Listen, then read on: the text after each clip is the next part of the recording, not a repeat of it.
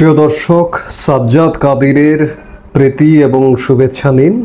এই মুহূর্তে আপনাদের সামনে কথা বলতে এসেছি ভারতকে এড়িয়ে চীন, বাংলাদেশ, পাকিস্তানের নতুন প্ল্যাটফর্ম বাংলাদেশকে কোন পথে নিয়ে যাবে, এই প্রসঙ্গটি নিয়ে আপনাদের সামনে কথা বলতে এসেছি।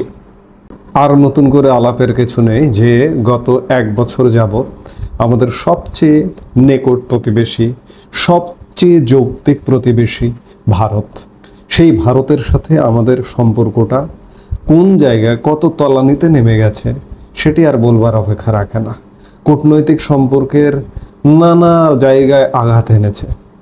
দু দেশের মধ্যে ভিসা সম্পর্ক, একটি দেশের সাথে আরেকটি দেশের সবচেয়ে বড় সম্পর্কের জায়গাটি যেটি গণ্য করা হয় সেটি হচ্ছে ভিসা সম্পর্ক। সেই ভিসা সম্পর্ক এক প্রকার আমাদের সাথে ভারতের বন্ধ। শুধুমাত্র চিকিৎসা ভিসা এবং শিক্ষার্থী ভিসাটি কোনো রকমের নামমাত্র চালু আছে। তারপরেও চিকিৎসা ভিসার আবেদন করেও যথাযথভাবে ভিসা বাংলাদেশিরা পায় না। এই হচ্ছে সম্পর্ক। এরই মধ্যে ভারত আমাদের আরও নানান সুযোগ সুবিধা বন্ধ করে দিয়েছে, ট্রান্সশিপমেন্ট সুবিধা বন্ধ করে দিয়েছে, স্থলপথে আমরা যে পণ্যগুলো রপ্তানি করতাম সেগুলো বন্ধ করে দিয়েছে। এগুলো কেন করেছে? আজ থেকে এক বছর আগে যে সরকারটি ছিল আওয়ামী লীগ সরকার, সেই সময় কেন করেনি? সেই সময় আওয়ামী লীগ সরকারটি পররাষ্ট্র নীতির ক্ষেত্রে এমনভাবে চলতো, কাউকে শত্রু গণ্য করতো না। চীনও বন্ধু, ভারতও বন্ধু, এমনকি চির বৈরী যে দেশটির সাথে আমরা যুদ্ধ করে স্বাধীনতা লাভ করেছি, পাকিস্তানের সাথেও সাংঘর্ষিক অবস্থায় যায়নি। একটা স্বাভাবিক কূটনৈতিক সম্পর্কে ছিল। পাকিস্তানের হাই কমিশন বাংলাদেশে আছে, বাংলাদেশের হাই কমিশন পাকিস্তানে আছে, অর্থাৎ সম্পর্ক নেই এটি তো কেউ বলতে পারবে না। কিন্তু আজকে গত এক বছরে বাংলাদেশ যেন গায়ে পড়ে পৃথিবীর ব্লকে ব্লকে ভাগ হয়ে যাচ্ছে। ভারতের সাথে সম্পর্ক খারাপ করেছে, সম্প্রতি যুক্তরাজ্যের সাথে সম্পর্ক খারাপ করেছে। যুক্তরাজ্যের এক এমপি এক সাবেক মন্ত্রীর সাথে সংঘাতে জড়িয়ে। এখন প্রশ্ন হচ্ছে যে ভারতের সাথে সম্পর্ক খারাপ করলে বাংলাদেশের তো বহুমাত্রিক বিপদ হতে পারে। এমনকি পাকিস্তানও যদি ভারতের সাথে মিলিয়ে না চলে, পাকিস্তানেরও বিপদ হতে পারে।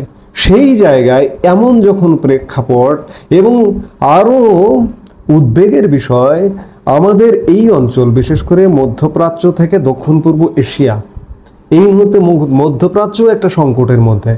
ইরান, ইসরায়েল, মার্কিন যুক্তরাষ্ট্র ত্রিদেশীয় যুদ্ধে লিপ্ত। ঠিক এই যুদ্ধে লিপ্ত যখন, নানা রকম বৈশ্বিক সংকট যখন, তখন বাংলাদেশ আরেকটি নতুন জোটে, নতুন একটি প্ল্যাটফর্মে যুক্ত হয়ে বাংলাদেশ নিজেদের জন্য আর এক বিপদ ডেকে আনলো। প্রথমবার ত্রিপাক্ষিক বৈঠকে বসলো চীন, পাকিস্তান, বাংলাদেশ। এটিকে ভারত খুব স্বাভাবিকভাবে দেখছে না।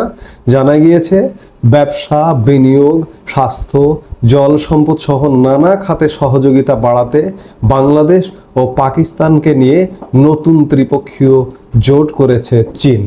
ইউনান প্রদেশের রাজধানী কুনমিংয়ে গত বৃহস্পতিবার এই জোটের প্রথম আলোচনা হয়। যোগ দেন 3 দেশের বিদেশ সচিব। গত শুক্রবার এ নিয়ে বেজিং ও ইসলামাবাদ যৌথভাবে বিবৃতি দেয়। যদিও বাংলাদেশের এ ধরনের কোনো বিবৃতি এখনো পর্যন্ত চোখে পড়েনি। সেই বিবৃতিতে জানানো হয়েছে চীন, পাকিস্তান ও বাংলাদেশ একাধিক ক্ষেত্রে ত্রিপাক্ষিক সহযোগিতা এগিয়ে নিতে সম্মত হয়েছে। এই জোট কোনো তৃতীয় পক্ষের বিরুদ্ধে পরিচালিত নয়। এছাড়া সূত্রের খবর, 3 দেশের বৈঠকের ফাঁকে চীনের উপবিদেশ মন্ত্রী সান ওয়েইডং আলাদাভাবে বাংলাদেশের অন্তর্বর্তীকালীন বিদেশ সচিব অর্থাৎ ভারপ্রাপ্ত যে বিদেশ সচিব রুহুল আলম সিদ্দিকী ও পাকিস্তানের অতিরিক্ত সচিব ইমরান আহমেদ সিদ্দিকীর সঙ্গে বৈঠক করেন।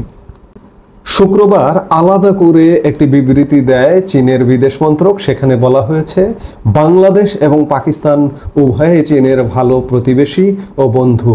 তাই চীন, পাকিস্তান এবং বাংলাদেশের পারস্পরিক সহযোগিতায় 3টি দেশের মানুষের সাধারণ স্বার্থে বিশেষ গুরুত্বপূর্ণ। এই ত্রিপাক্ষিক সম্পর্ক 3 দেশের মানুষের জন্যই শান্তি, স্থিতিশীলতা, উন্নয়ন ও সমৃদ্ধি নিয়ে আসবে। আগামী দিনে এই আলোচনা আরও বহুদূর এগিয়ে নিয়ে যাওয়া হবে। আর তিন দেশের এই আঁতাতেই এক প্রকার উদ্বিগ্ন দিল্লি।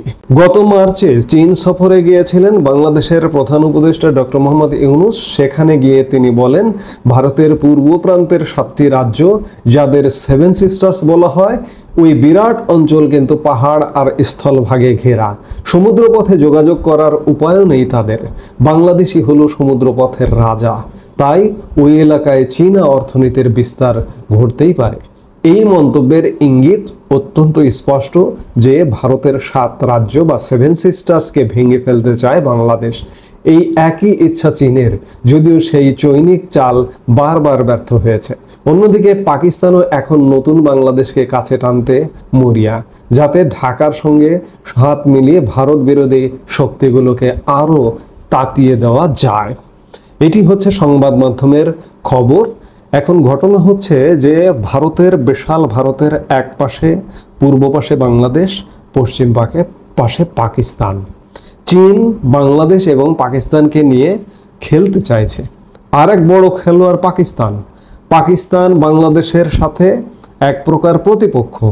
পাকিস্তানের সাথে যুদ্ধ করেই বাংলাদেশ স্বাধীনতা মুক্তিযুদ্ধে বিজয়ী হয়ে একটি স্বাধীন বাংলাদেশের জন্ম হয়েছিল। অত্যন্ত পরিতাপের বিষয়, অত্যন্ত দুঃখের বিষয়, এই মুহূর্তে বাংলাদেশের রাষ্ট্রীয় ক্ষমতায় যারা আসীন তারা সেই গোষ্ঠী যারা বাংলাদেশের স্বাধীনতা চায়নি, মুক্তিযুদ্ধ চায়নি, তারাই এখন এই মুহূর্তে বাংলাদেশের ক্ষমতায় আসীন। আর এই সুযোগটাকেই পাকিস্তান কাজে লাগাতে চাইছে। পাকিস্তান বরাবরই ভারতের সাথে একটা বৈরী সম্পর্ক রেখে চলে। এখন আমি এর আগে একটি ভিডিওতে বলেছিলাম যে পাকিস্তানের লেজ কাটা, বাংলাদেশের লেজটিও সুযোগ পেয়ে পাকিস্তান কাটতে চাইছে। এর সাথে যোগ দিয়েছে চীন।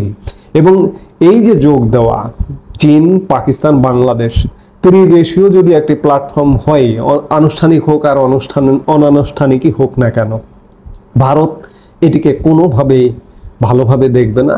কারণ মাথায় রাখতে হবে, মনে রাখতে হবে, ভারত শুধুমাত্র এই অঞ্চলেরই একটা গুরুত্বপূর্ণ রাষ্ট্র নয়। ভারত এই মুহূর্তে পৃথিবীরই গুরুত্বপূর্ণ রাষ্ট্র। পৃথিবীর অর্থনীতির 5ম বৃহত্তম অর্থনীতির দেশ হচ্ছে ভারত। সামরিক শক্তিতে আপনারা জানেন, এগুলো বারবার আমরা বলি, বিভিন্ন ভিডিওতে আলাপ প্রসঙ্গে বলি। সেই ভারত পাকিস্তানকে যদি ধরতে চায়, বাংলাদেশকে যদি মারতে চায়, বাংলাদেশকে ঠেকানোর কিন্তু কোনো কায়দা নেই, কোনো উপায় নেই। পাকিস্তান বাংলাদেশকে এসে পাকিস্তানের কি হবে সেটা পাকিস্তানের বিষয়।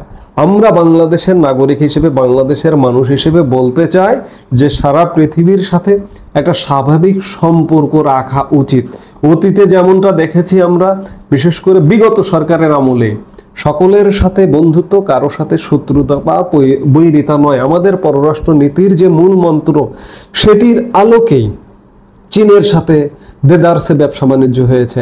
চীন আমাদের বাণিজ্যিক অংশীদার, সবচেয়ে বড় অংশীদার। আমরা চীন থেকে সবচেয়ে বেশি পণ্য আমদানি করি।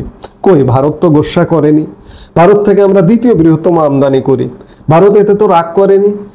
সম্পর্কটা কনভিন্স করে রাখতে হয়। কিন্তু এই মুহূর্তে বাংলাদেশে এমন একটি সরকার বসে আছে যে কনভিন্সের ধারে পাশে থাকে না, যার দরুন আমাদের কি ক্ষতি হতে পারে, আমাদের বহুমাত্রিক ক্ষতি হতে পারে। আমি বেশি দূরে যাব না, অনেক আলাপ করি এগুলো নিয়ে।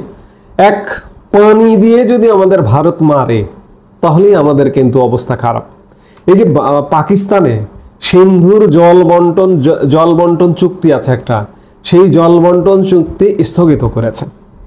এতে কিন্তু পাকিস্তানের থরকম্প অবস্থা। এটি যদি 1 বছর স্থগিত থাকে, তাহলে পাকিস্তানের একটা বিশাল অঞ্চল মরুকরণের দিকে যাবে। ঠিক তেমনি আমাদের পানি সম্পদ নিয়ে যদি ভারত কোনো অ্যাটেম্প নেয়, আমরাও কিন্তু মরুকরণের দিকে যাব। এই যে বারবার বিভিন্ন ভিডিওতে বলেছি যে আমাদের একটি 30 বছর মেয়াদী গঙ্গা চুক্তি ছিল বা এই মুহূর্তে পর্যন্ত আছে। 2026 সালে এটি শেষ হয়ে যাচ্ছে। 96 সালে আওয়ামী লীগ সরকার ভারতের সাথে চুক্তি করেছিল। এই চুক্তির সময় এসে গেছে।